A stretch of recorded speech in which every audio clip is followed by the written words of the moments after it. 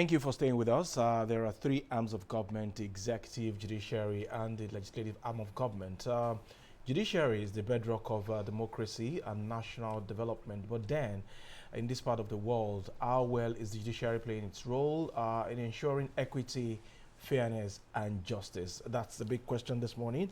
We have joining us on the program, Liborous Oshoma, lawyer and political affairs analyst. It's a pleasure to have you. Thank you. All right. The judiciary, of course, its role in national development cannot be underestimated. But then, looking at this part of the world, how well would you say the judiciary has fulfilled its constitutional mandate of national development in promoting equity, fairness, and justice?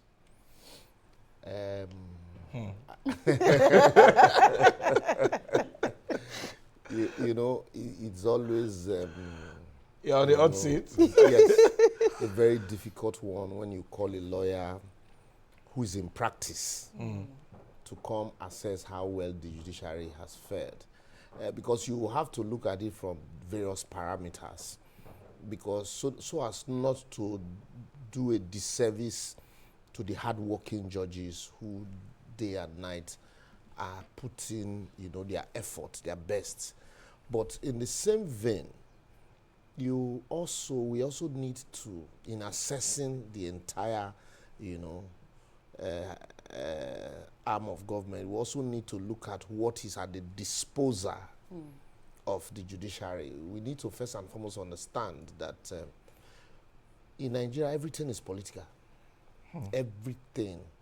And the judicial arm being a very important arm in determining who gets power and how you get power. Certainly, politicians will be interested in the people that man those places. And once politician is interested in anything in Nigeria, so the assessment for that thing certainly would not be top-notch. So in assessing that, so when you put all of these parameters together, you can say we can do better, but we are at 5.5 over 10. Because to a very large extent, if you look at the lower courts, take the governorship election petition, for example. I'll start from there before I talk about the everyday, case, because we're a very litigious country, and now the slogan, go to court, has been so popularized these days also. Over little issues, I'll meet you in court. Land matter, I'll meet you in court. Our courts are congested. But be that as it may, you also find out that election petition cases, in an attempt to ensure the quick dispensation and determination of these cases, we now, elevate them far and above every other matter that others suffer. And because of that, governorship election, for example, you find out that that is the only election in Nigeria that goes through, the three stages of courts. And it is not the resources to prosecute those cases does not come easy. And why is this so? Because of the conflicting judgments from lower courts. Today, a federal high court will give, or the same set of facts, will give this judgment. Another federal high court will give this judgment. Court of Appeal, Port Harcourt will give a judgment. Court of Appeal in Abuja will give a conflicting judgment. So, in its wisdom, Supreme Court felt, look, let all the cases terminate at the Supreme Court. But one would have expected that if the cases are terminating at the Supreme Court, then, just like the presidential election petition, then it should start at the Court of Appeal so that we take away all of those, but that's not the case. And that now brings me to the quality of the people we appoint to handle these matters. I tell people, and I have said it here, you are not a human being except government says you are. And that's why you are given birth certificates. And that's why you can't even do anything except government says, yes, you are licensed to do this, you are licensed to do that. But the people who will sit down to determine whether we are human beings, whether we do this, we just leave them, to do unchecked. And so the only arm that is statutorily empowered to check them, the only arm that can say, Mr. President, you didn't win that election, vacate the seats, and he will vacate, is the judiciary. The only arm that can say, you can no longer live. Go and kill him. It's the judiciary. And so these politicians, the crop of politicians that we have left unchecked, get there and they look, just like politics. No, this man cannot be controlled. No, he cannot be elevated. Let him remain there. And so everybody, over time, you find people now wanting to do the bidding of politicians. You hear judges say, my hands are tied. And you now begin to ask, if a judge, a court, who's supposed to tie people's hands, is now saying that his hands are tied, then there is a big problem in the country. So that's my just surface assessment. Okay, surface assessment. Right, Liborous, I mean, from what you've said this morning, except, of course, it is the deep call to the deep. You haven't said much, but then you have said, again, so much. But then if we look at the state of where the judiciary is at the moment, and we say national development, so in a saner climb, or in places where things work, or if peradventure, you know, we look at Nigeria and we assume that, okay, it is a working system, what exactly are some of the things that the judiciary must begin to do so that we can say that indeed the judiciary is lending its voice or its process to national development? Let's start from the mode of appointment. Also, we need to understand that I've come to the realization that there is no Nigeria. We delude ourselves about Nigeria. So what is this? There is no Nigeria. I would break it down for you. That's why we take 10 steps forward, 15 steps backward. What we all have are, you know, nations, various nations inside a nation. And so we tend to cling to those our, you know, cultural and traditional nations first before we begin to look at the national level. The national. But unfortunately, for development and resources, it comes from the national before it gets to the nation. And so you find yourself in a situation where this is the only country where on Mondays everybody is gravitating to the national. And the subnationals, you know, are just there to fend for themselves. And you know, in Nigeria, as an outside, the laziest job, maybe apart from Lagos, for anybody, is to become a governor in Nigeria. Laziest? Yes, you don't need to work. Just wait, at the end of the month, allocation will drop on your lap. Buy new cars, you know, pay salaries, tar roads, do some manual pipe bomb water, and then look for hangers on, and they will hail you. And so, take the United Kingdom, for example, is 4 countries inside one country. But because they understand their distinct identity, so they say, okay, look, you manage your currency, manage your security, you have Ireland, you have Scotland. You can get a visa from here now, British visa. You go to Scotland and decide to reside there. But they are 2 different countries inside a country. Take Czechoslovakia. They had 2 languages, but they still couldn't stay together. And they decide, you know what, let us understand our differences. And so you have Czech Republic and you have Slovenia. Yugoslavia had 7 languages and they splitted into 7 countries. Here we are blessed, even though we don't understand each other, but we try to stay together. The only thing is that you need to now understand and look, what is this? How do we coexist? Let us have an arrangement where we agree on our coexistence. In the absence of that, you now bring a judge from Ogun State, go and be at the Court of Appeal in Owerri. He gets there, the first thing is self-preservation. And the next thing is, this person is not one of us. He's not one of us, no matter what you do. So you can't be determining leadership here. You can't be determining kingship here. You can't be determining. And so it's either you belong to us or we frustrate you.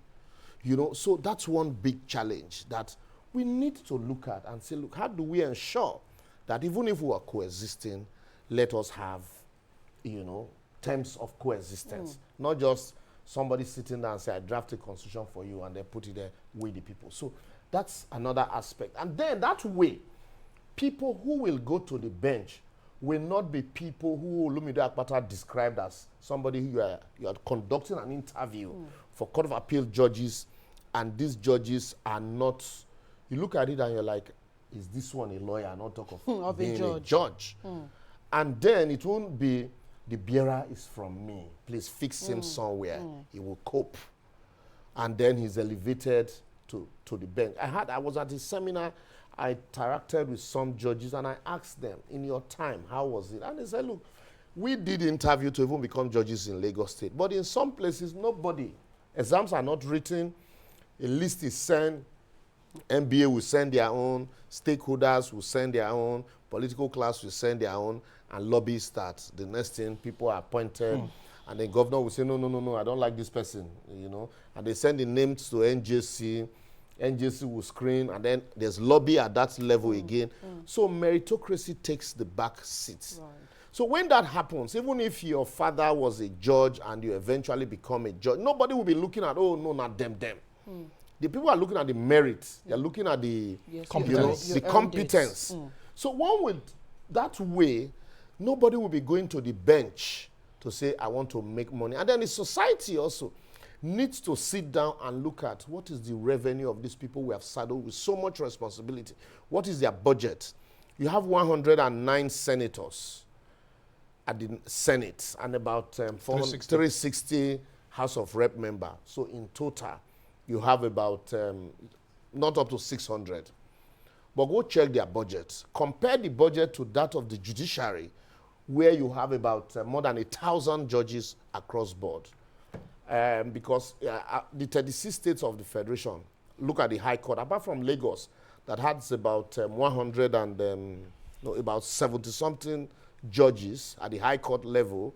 And we're not talking about the magistracy now. Right. And then you talk about the Federal High Courts.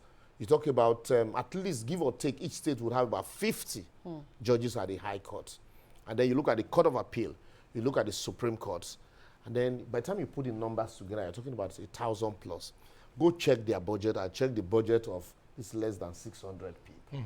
You know, so, and lastly, on the issue of what we need to do. So when you get the welfare, right, and then you get, when you get the welfare, that way they say to whom much is given, much is expected.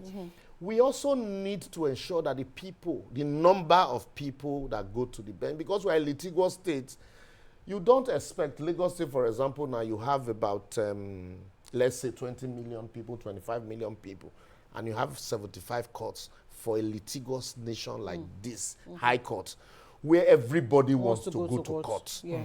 Those days, Fatai Williams said, when he was at the Federal Court in Benin, he will start a matter on Monday. By Friday, he's delivering judgment because the cases are fewer.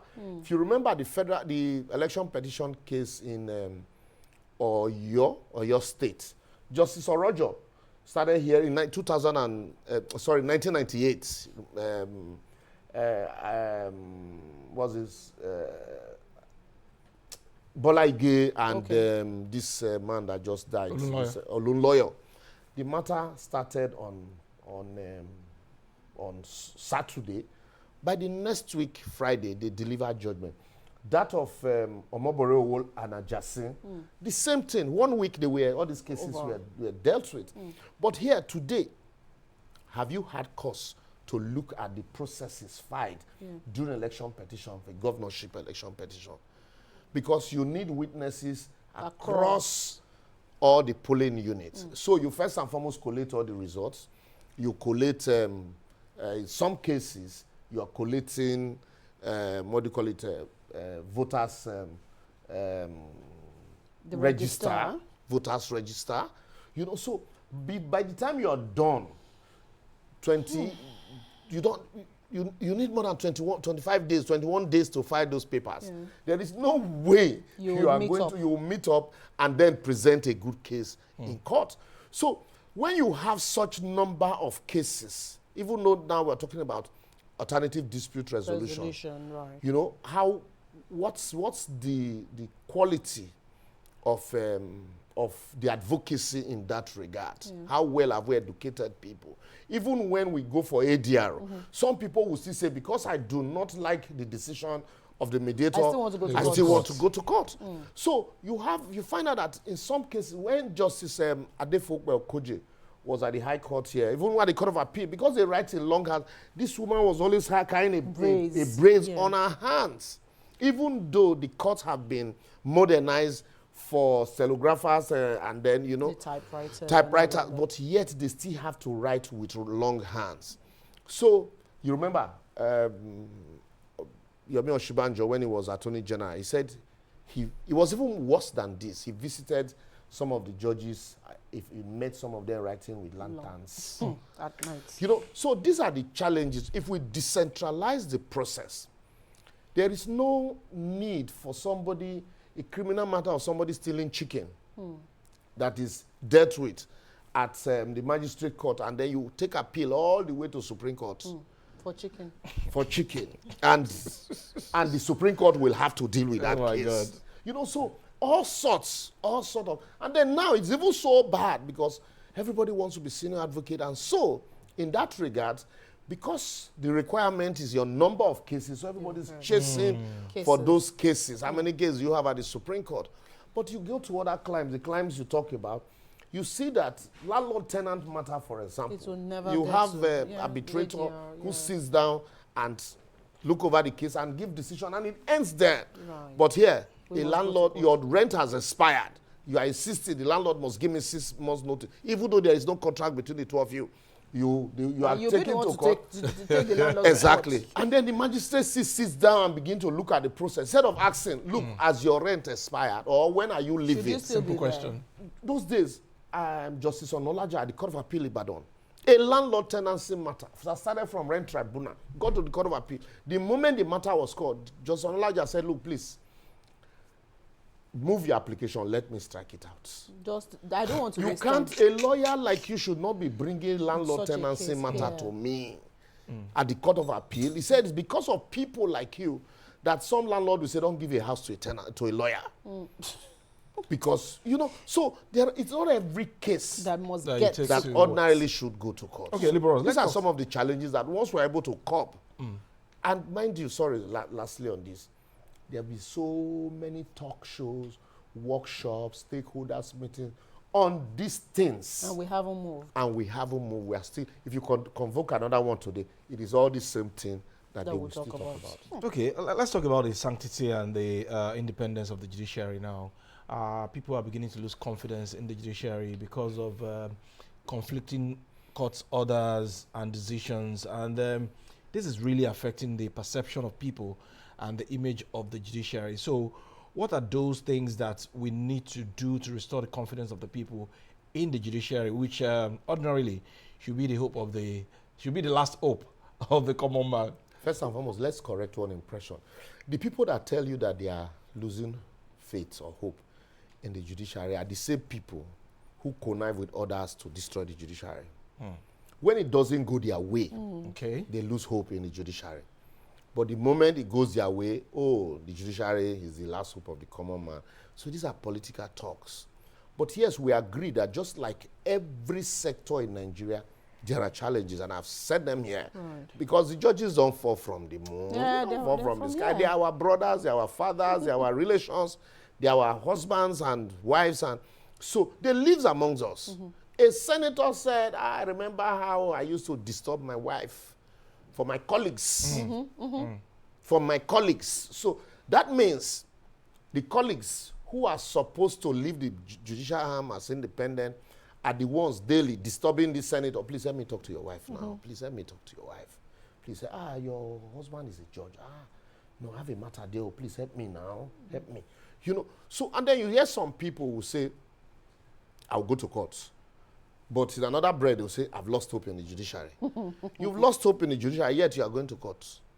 You know, so we are all involved in this. We all contributed to what our country has become. On my way this morning, I was on a call with somebody, and I told the person, well, we blame government for all we can, blame everybody. If I buy a car for you now and say, please, hire purchase, balance me, so and so, and then the car becomes yours, you will tell me tire roll, drive and chop before the owner. And you know, if you now get to government office, would you be worse than that? You will say, oh no, now where person they work in the chop. You know, so that's the problem. So that's why all these slogans are people bandy. I don't look at them, you know, in isolation. But I agree that there are challenges, and the earlier we begin to look at those challenges and solve them, the better for us. And like I have said, how do we solve them? This idea of appointment of judges, we need to look at it critically. Who goes to the bench? A man who you have given the power of life and death should not just be an ordinary person, you see, because he has been practicing law for 10 years or been caught to bar for 10 years. What is his IQ? What is his, you know, reasoning capacity? What study? Apart from, oh yes, you just go and, you know, even when you are appointed, what kind of study is he exposed to be qualified to sit on the bench and determine disputes? So, and then what is the remuneration? What is his take-home pay? Yeah. What is his mental capacity? Just like a pilot, you don't just give plane to people, say go and fly, because you know that, you know, in the air, make I pack small, you know, you know. So a judge carries more, you know, enormity than the pilot who is flying you, because any miscarriage of justice, it lingers forever, and you've set a precedent that people are going to follow. So we need to look at the quality of people, not just, you know, but yes, he can speak good English, he knows how to write, let him get there. Look at the remuneration, and then also look at the numbers of people who get there. And then also, they say when a judge sits on trial, the judge is on trial. When a judge is trying a matter, the entire world is trying that judge. As a people, we also need to get involved in our processes, judicial process. How, dispassionately, how are these matters handled? And are these the kind of cases that should be going to court? Right. And when there are miscarriages, how do we discipline these people? Yeah. What are the disciplinary measures? We've seen cases where some persons who were disciplined are eventually elevated because those issues had been quashed by a higher court. They are elevated, and then, you know, they sit down. So, or like Justice Kayode Esho once said, you discipline a judge, and then you tell him go. And he said, well, go and sin no more. Give him a pat on the back, and then he goes with his multi-billion that is made from politicians. So in checking the judiciary, we need to also first and foremost check at ourselves. The political office holders. What is the quality of the people that are governing us to now empower them to appoint judges? Because if you appoint, I always make that example, the local government chairman in my place who said, may the crown stay in your head. That man is elevated, tomorrow he becomes a governor. What kind of judge do you think he would do? You know, and that's why when they tell you, oh, no, he's you know, you need to, you know, put somebody there who you can control. You need somebody there. And then you see a judge, what he saw, dancing to the whims and caprices of a governor. His excellency. You now begin to ask, so what faith do I have? I'm in court, for example, and the lawyer on the other side, the judge is already asking, how are you? How is daddy? And you know, it has happened to me. You have gotten the judgment. So, it has happened to me. I don't want to call names. The young man on the other side, his father is a senior advocate. Wow. And I'm seated in court, and the judge is already asking him, how is daddy? How did you feel? That day, I just took an adjournment, and I never came back to that court. Because Liborous, please. I'm sorry. I have a secondary school mate, and recently, when the list of senior advocates was released, I now saw his name. Then I calculated the number of years that he's been practicing. I'm like, should he get an essay? Though the father was the former Minister of Justice. So, Jibola, why are you? We're in Nigeria. You want to put me in trouble now, yeah? Liberal, don't mind him. You already know the... You didn't hear... You already knows the answer. You didn't hear that. Asking me, you didn't hear... whose father was a farmer. You didn't hear that. So when we banded our influence, you know, so obvious, that way, that, you know, merit is a second look is taken at merit as in, really, is this what it should be? Yeah. then we need to sit back and, take a holistic look at the process and say, how do we, reevaluate this process and make it right? Yeah. And that's why some people would, these days you get to court, somebody will say, son, they saying, I beg you. Son, because it's son. Because we've also ridiculed the process. That does not also mean that there are no good ones who, merit those ranks. But because whatever we do, we know that we're setting a precedent. We should not ridicule that profession. And a situation where, okay, let me give you an instance. EFCC, for example, before, when EFCC first came, it is not every matter that goes there. Right. They have a screening committee. You bring a petition, they screen it and say, no. We can't handle this one. But now, all kinds, all sorts, civil matter, just like police is doing. Yeah. In the same vein, there are some cases that should get to court. At the registry, it is screened. And Lagos State does it fantastically where they refer you straight, go to ADR. ADR, okay. This matter, you guys should go and sort it out at ADR. The judge will refer it. But there should be, more to this. When this matters, there are some matters that should come to court. And also, what do you call it?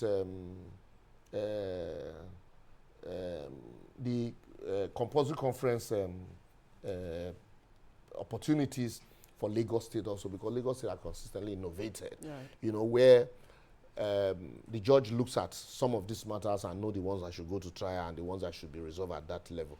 But if we take it, holistically and make it work across the country, you'll be able to reduce a lot of these cases, including election petition matters.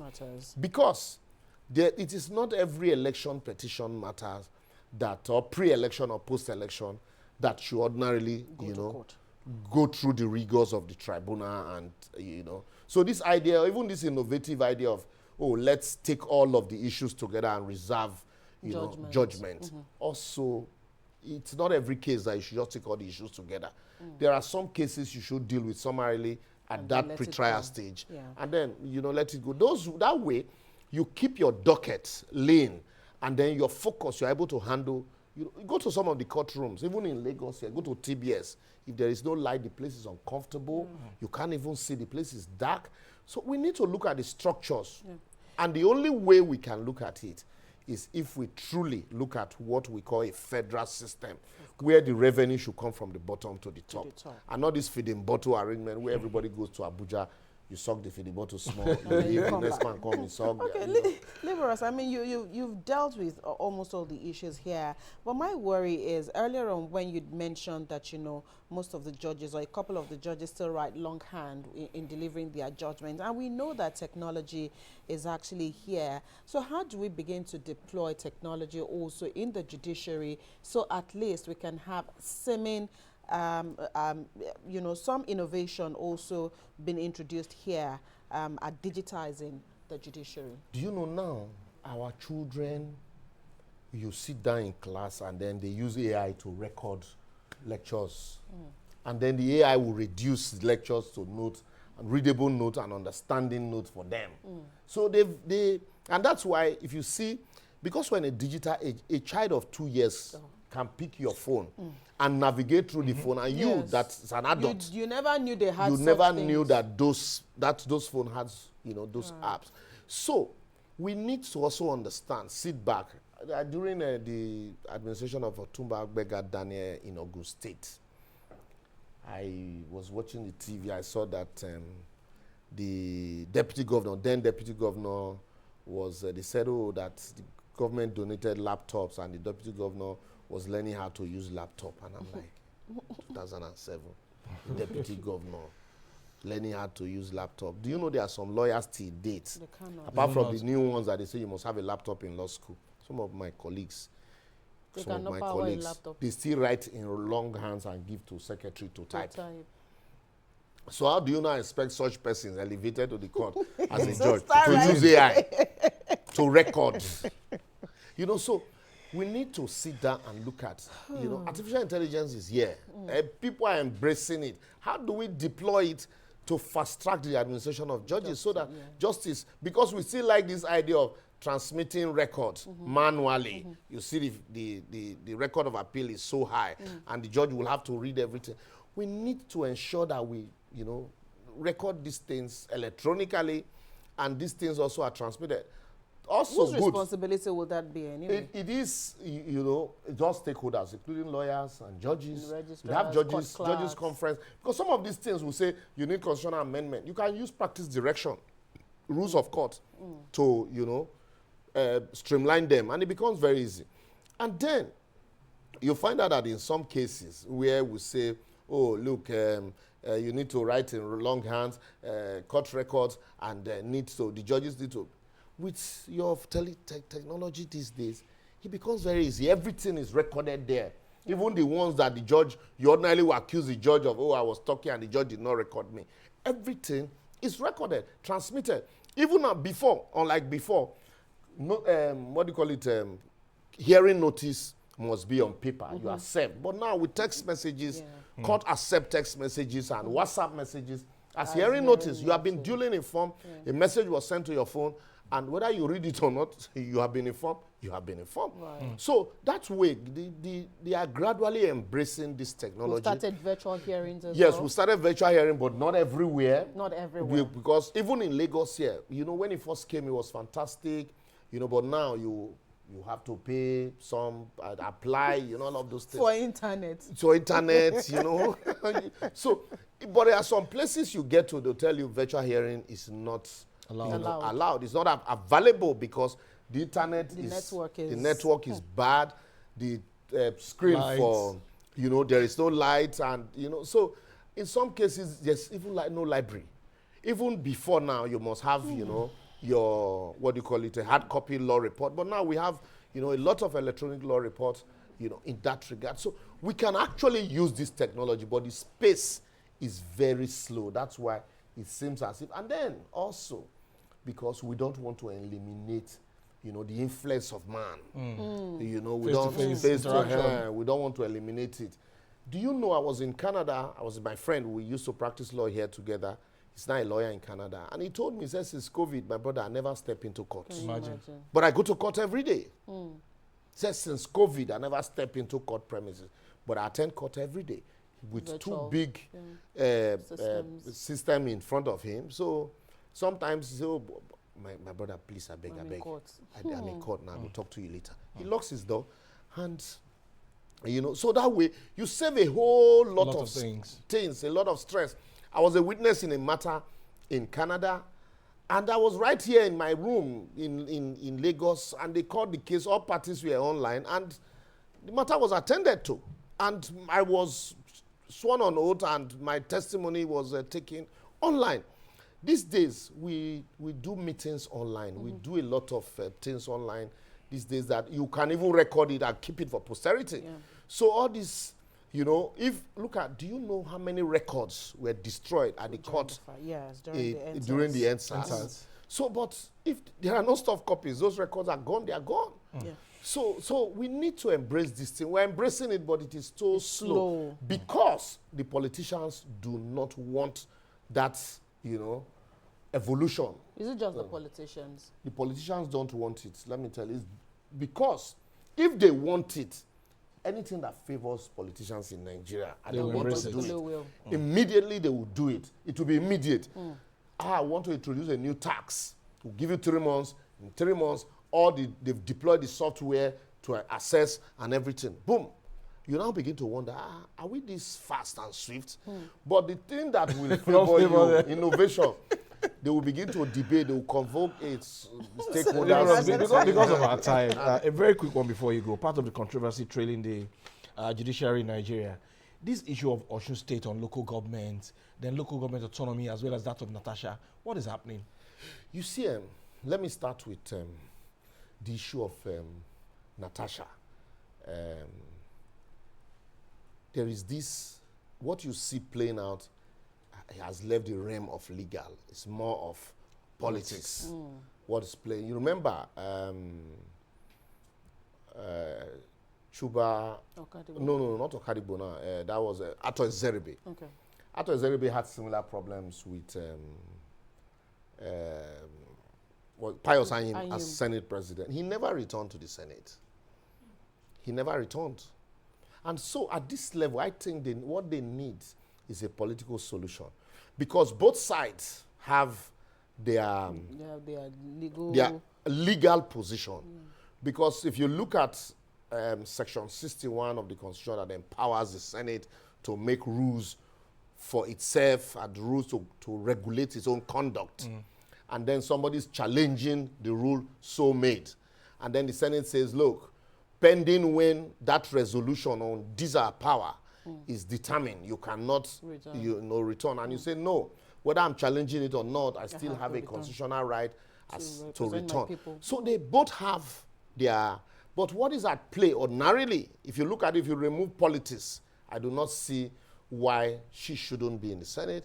And then also if you remove politics, I do not see why she should exhibit the kind of behavior that she's exhibiting. So it's all politics. And if you understand politics from that realm, certainly all of this would fizzle out. Considering the fact also that she's in the opposition party. And then on the issue of local government autonomy, it is the same politics that is at play in Osun. I've had cause to look at the entire judgment of the lower court, the judgment of the Court of Appeal, and then I asked myself, there is absolutely no reason why the federal government should withhold funds meant for the local government. It is not the duty of the Attorney General to say, okay, yes, I interpret the court's judgment this way. There is a Court of Appeal judgment that did recognize, but there are two Court of Appeal, two High Court judgments. The first High Court judgment, the Court of Appeal had subsequently nullified that judgment and de-recognize the local government election conducted by Oyetola.